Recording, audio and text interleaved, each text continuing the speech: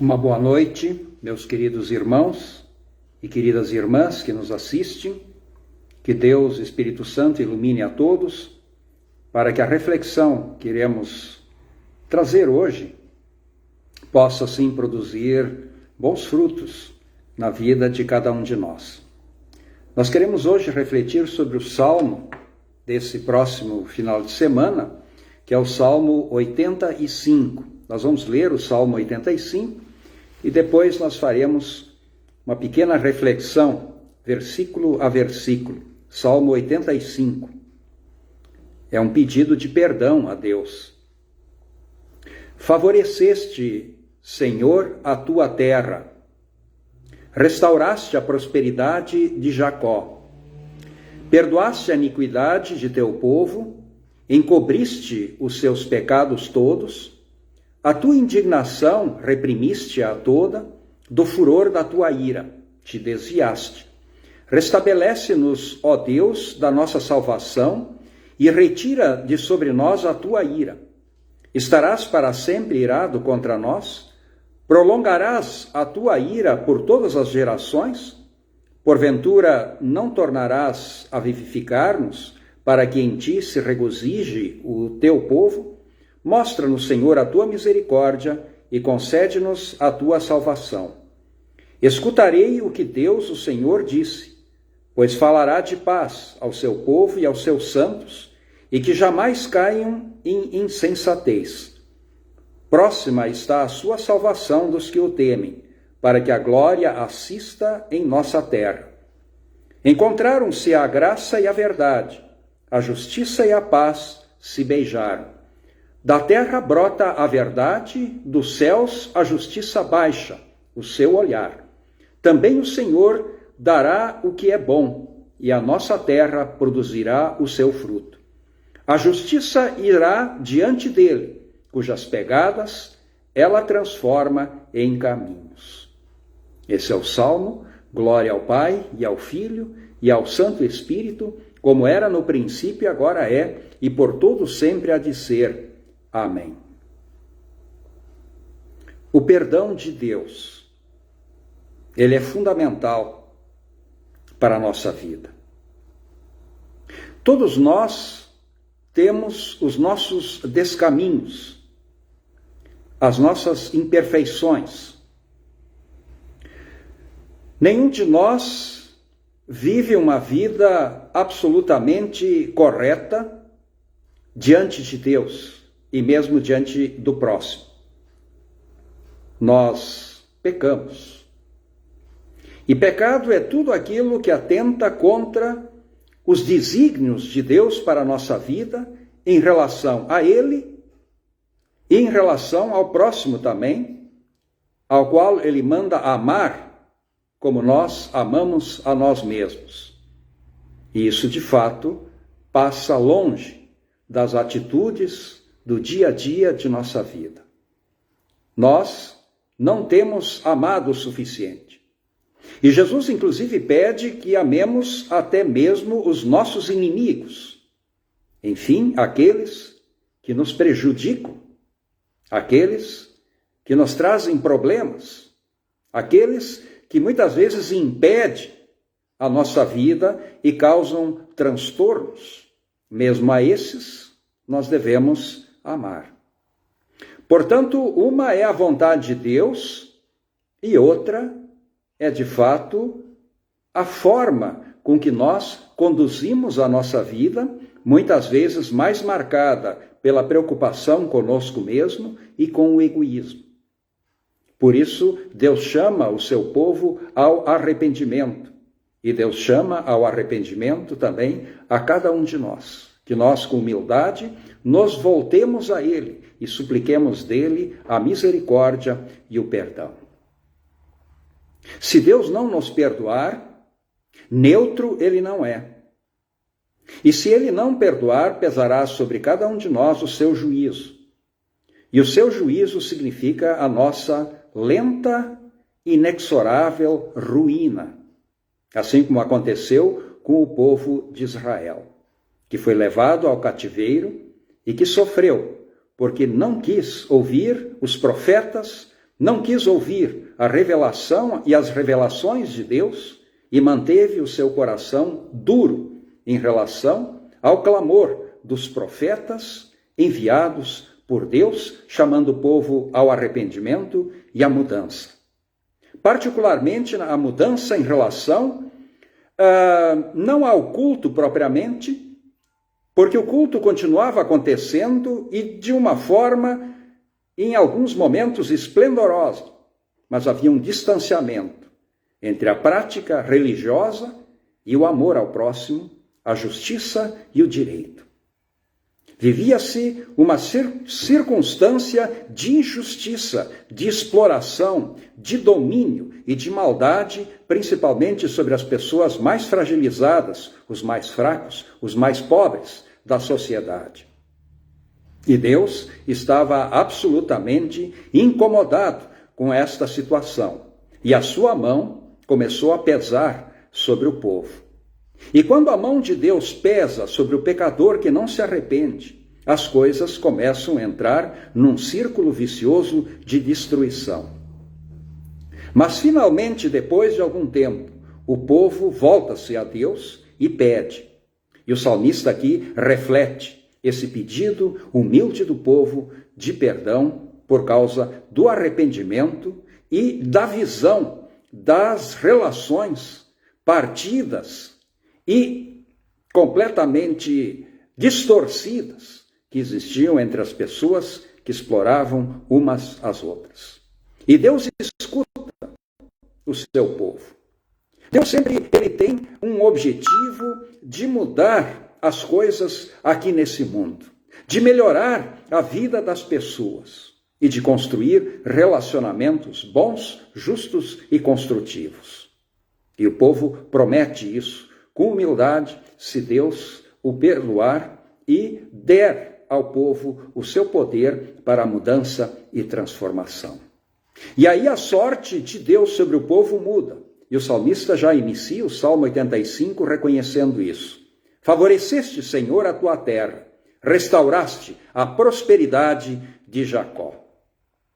Quando os impedimentos do egoísmo são retirados, quando o altruísmo começa a ser construído, evidentemente que o povo prospera. Grande parte da miséria que nós vivemos em nosso país, da pobreza, da diferença, é fruto da exploração. É fruto da falta de entendimento em relação à vontade de Deus de considerar o próximo como a si mesmo. É a perca completa e total do altruísmo, da percepção do outro. Perdoaste a iniquidade de teu povo, encobriste os seus pecados. É isso que Deus precisa fazer também, mas para isso precisamos humildemente nos arrepender. E aí então a tua indignação reprimiste-a toda, do furor da tua ira te desviaste. A pior coisa é termos sobre nós o furor da ira destrutiva de Deus. Nós não queremos que Deus, ele retenha na nossa vida as suas bênçãos e, pelo contrário, permita a desgraça e a ruína. Nós queremos que Deus reprima sobre nós a sua ira e se desvie dele de sobre nós o seu furor. E assim restabeleceste-nos, ó Deus, da nossa salvação e retira de sobre nós a tua ira. Será Deus sempre irado conosco, de geração em geração? Não é assim. Pelo contrário, Deus, porventura, não tornarás a vivificar-nos para que em ti se regozije o seu povo?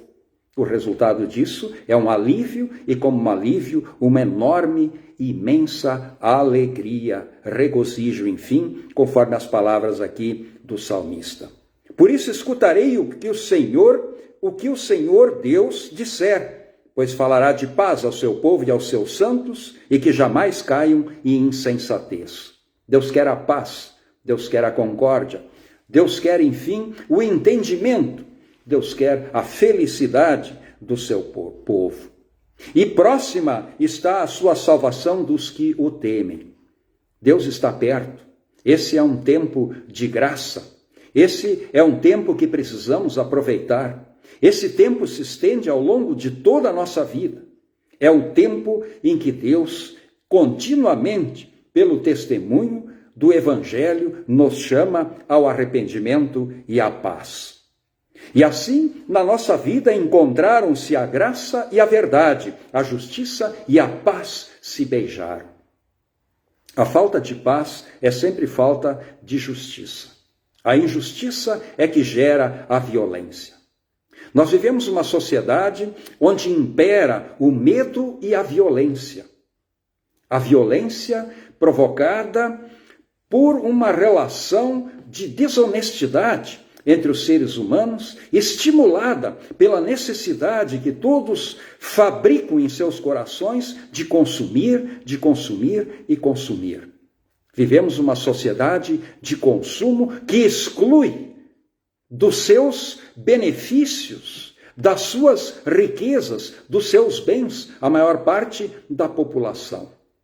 Mas, ao mesmo tempo, os comerciais, o marketing, a televisão e a internet chegam a quase todos. E é aberto diante de quase todos a vitrine, tão ampla, tão linda, tão colorida, tão cheia de benesses, que é a vitrine do consumo. E parte da população excluída dessa possibilidade acaba criando choques. E esses choques, eles se manifestam numa violência muito grande com a qual nós convivemos. Precisamos, portanto, conviver. É fruto da injustiça. Se nós vivêssemos relações de justiça, evidentemente que o resultado seria a paz e a justiça se beijam e encontram-se assim a graça e a verdade.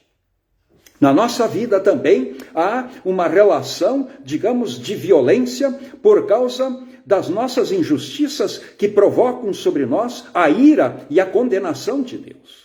A condenação e a ira de Deus nada mais é do que violência.